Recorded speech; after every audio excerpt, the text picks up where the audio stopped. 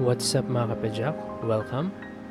At ang coffee natin sa araw na ito ay ang Halo Pink Banana, roasted by Space Roastery.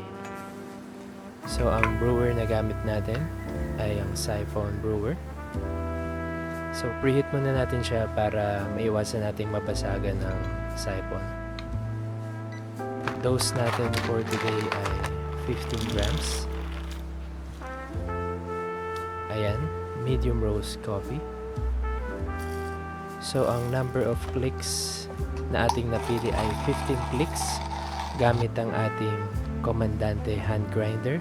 Ang filter natin ay ang Daiso brown filter at ginupit lang natin ito dahil naubusan tayo ng filter ng siphon.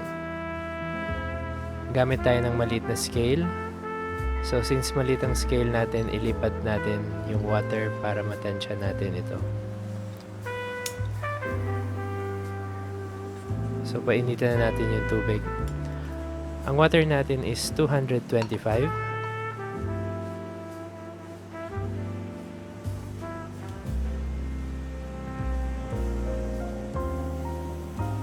Ilagay na natin ang 15 grams of coffee.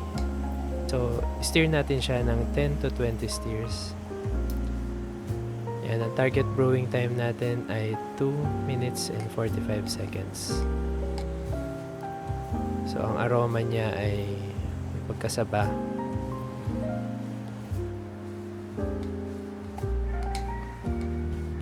So hipan natin yung siphon para mas mabilis mag-drop yung water.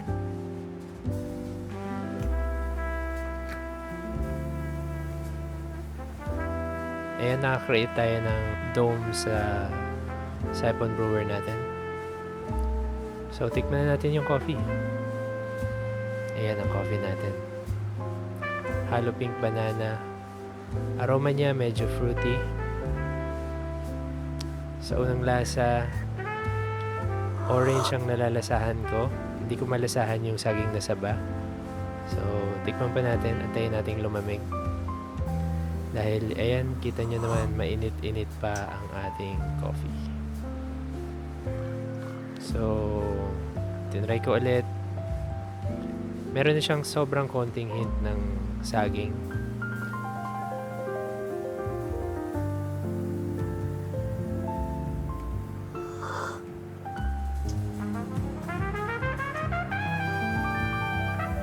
Taas ng acidity.